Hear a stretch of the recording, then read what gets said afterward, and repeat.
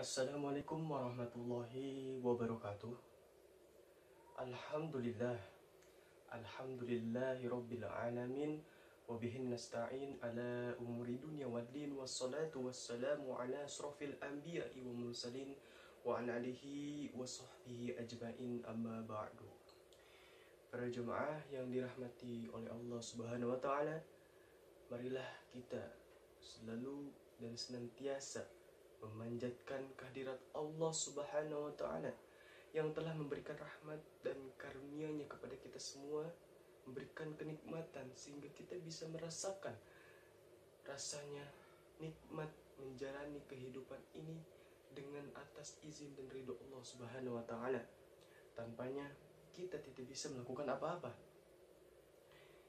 Salawat serta salam tak lupa kita curahkan juga kepada junjungan kita Nabi besar Muhammad sallallahu alaihi wasallam, tak lupa kepada keluarganya, para sahabatnya, para tabi'in, para ulama, dan tak lupa kepada kita sebagai umatnya yang insyaallah diberikan syafaat olehnya nanti di yaumil qiyamah. Amin ya rabbal alamin.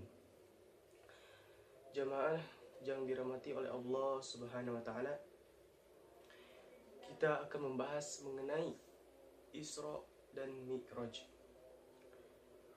Pada dasarnya Isra dan Mi'raj ini adalah peristiwa yang dialami atau yang dilakukan, dikerjakan oleh Rasulullah sallallahu alaihi wasallam, yaitu Nabi kita Nabi Muhammad sallallahu alaihi wasallam.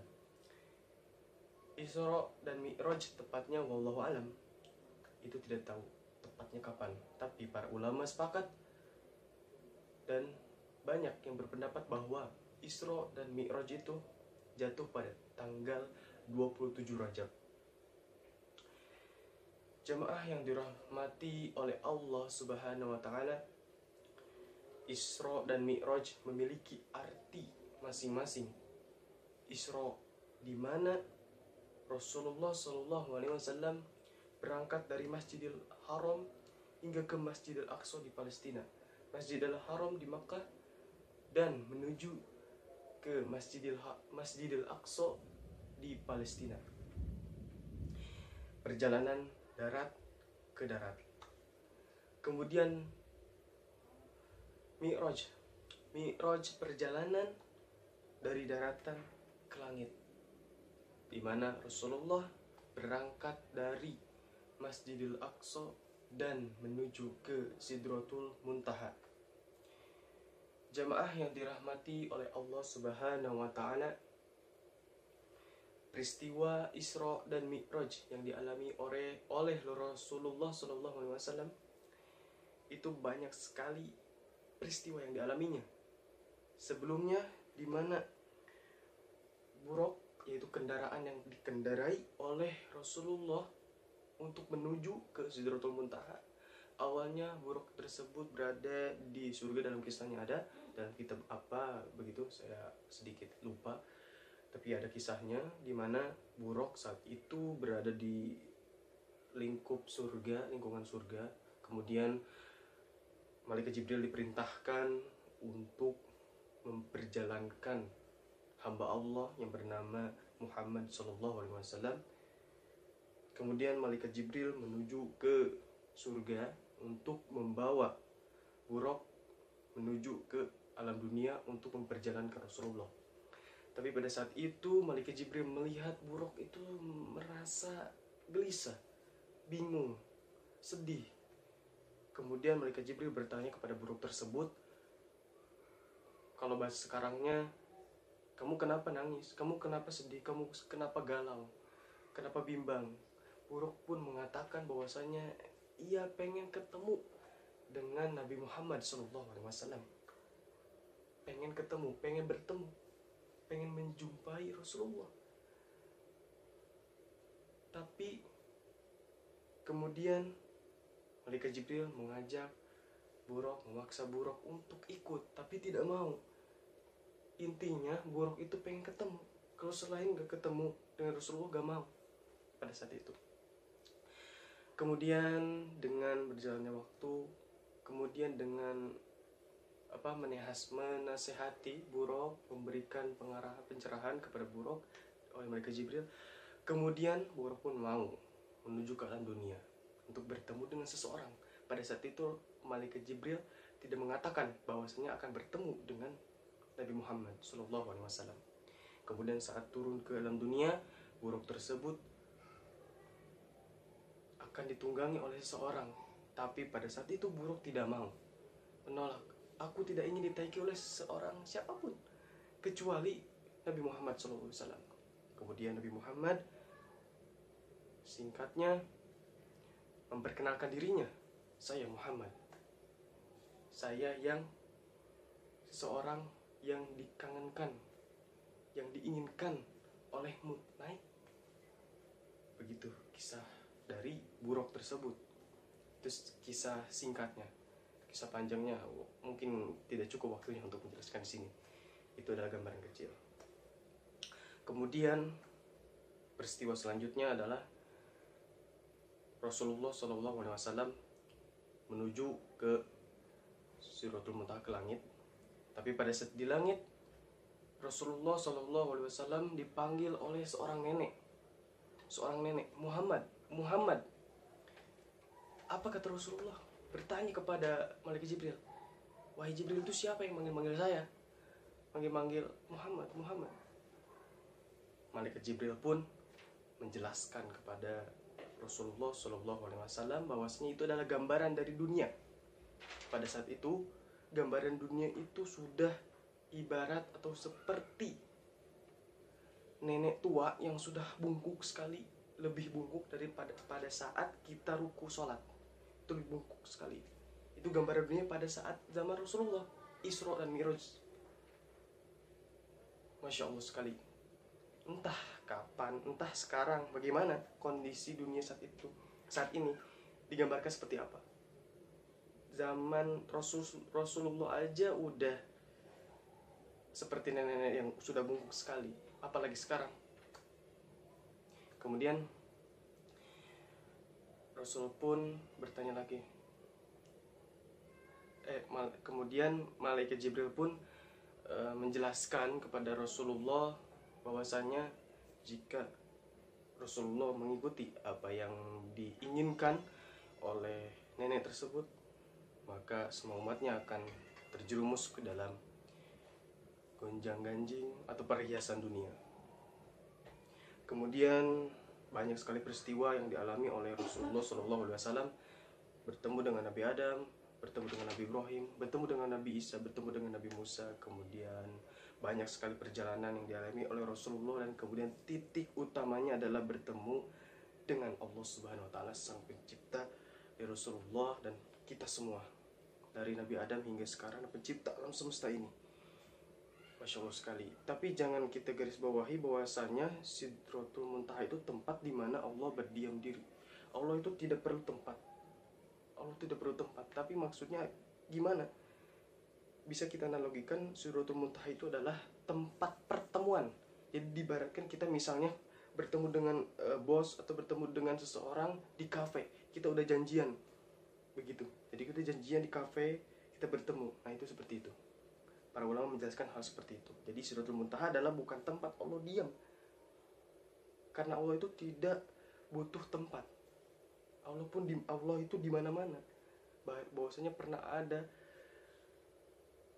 kata-kata atau kalimat mengatakan bahwasanya Allah itu lebih dekat daripada umat Nabi, karena Allah itu tidak memiliki atau tidak butuh tempat. Kemudian berlanjut di saat itu Isra Mi'raj itu adalah suatu hal atau peristiwa yang penting, menjelaskan sholat, ibadah sholat diperintahkan bahwasanya awalnya ada 50 waktu. Kemudian Rasulullah diberikan saran atau rekomendasi oleh Nabi Musa alaihissalam untuk kembali lagi ke Allah, untuk meminta keringanan, karena pada saat zaman Nabi Musa aja 50 waktu itu oleh umatnya tidak bisa dikerjakan, sulit sekali. Bayangkan sekali kalau zaman sekarang sholat itu tidak 5 waktu, 50 waktu. Bayangkan itu seperti apa perjalanan. Misalnya kita mau main, atau misalnya kita mau sekolah, atau misalnya mau kemana, udah sholat lagi, kemudian kemana lagi, sholat lagi, 50 waktu. Banyak sekali itu Bayangkan sekarang aja 5 waktu udah sulit dikerjakan oleh umat Rasulullah, apalagi 50 waktu. Kemudian kembali lagi ke cerita kisahnya Rasulullah SAW kemudian meminta keringanan dari saran Nabi Musa alaihissalam untuk dikurangi lagi sampai ke titik utamanya, bahwasanya dikatakan Rasulullah SAW meminta keringanan atau bulak balik dari Nabi Musa ke langit lagi, Nabi Musa ke langit lagi, setiap naik turun lagi ke Nabi Musa untuk diberikan saran lagi 45, 40, ngurangi sampai 9 kali. Dan akhirnya diwajibkanlah sholat jadi 5 waktu untuk umat Rasulullah SAW.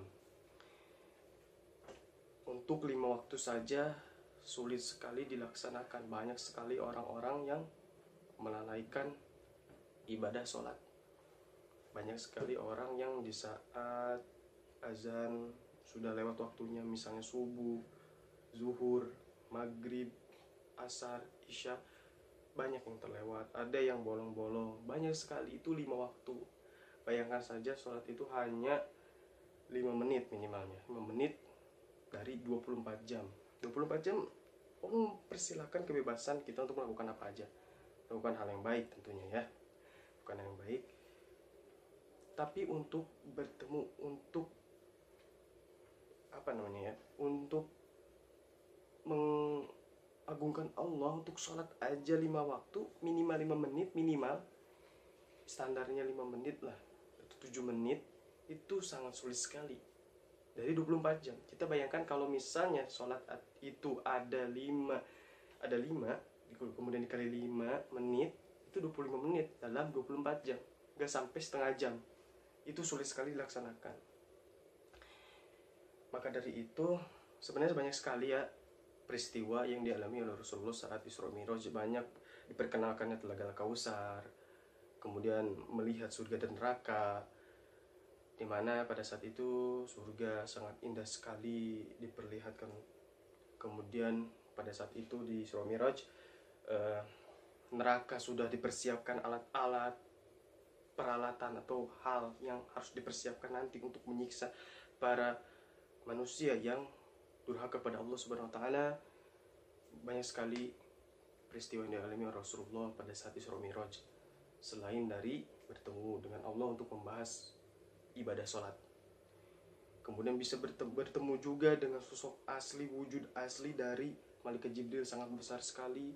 Melihat ada pohon, bahwasanya di sana ada pohon yang sangat besar sekali, bahkan bisa menutupi Malaikat Jibril. Seperti itu. Banyak sekali peristiwa yang dialami oleh Rasulullah, mungkin tidak bisa dijelaskan dalam waktu 5 menit atau 10 menit. Itu bisa membutuhkan waktu 2 jam, 2 hari mungkin ya, kalau untuk membahas secara detail masalah Isra Mi'raj. Seperti itu. Intinya adalah dalam Isra Mi'raj ini membahas masalah sholat. Sholat itu adalah suatu ibadah yang wajib, yang perlu kita lakukan, yang harus kita lakukan dalam satu hari. Ada 5, yaitu subuh, zuhur, asar, maghrib, dan isya. Itu wajib kita lakukan untuk tentunya mengagungkan Allah Subhanahu wa taala.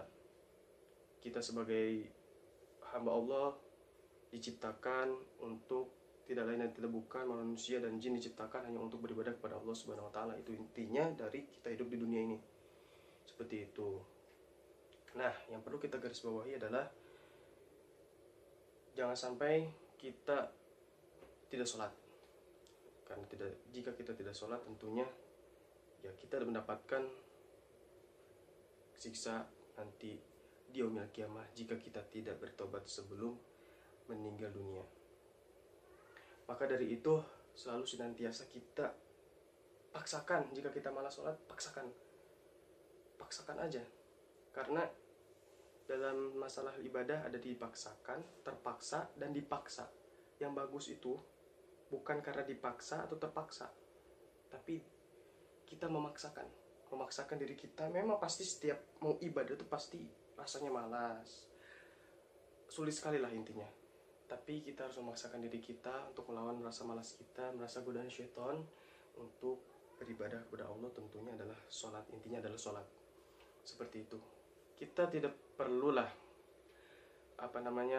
mempermasalahkan masalah perbedaan atau masalah khilafiyah ya, antara cara sholat. Misalnya di saat kita takbiratul ihram kan banyak perbedaan, ada yang sampai ujung telinga, sampai ada yang di dada. Itu tidak perlulah kita masalahkan antara si A dan si B, beda ini beda itu.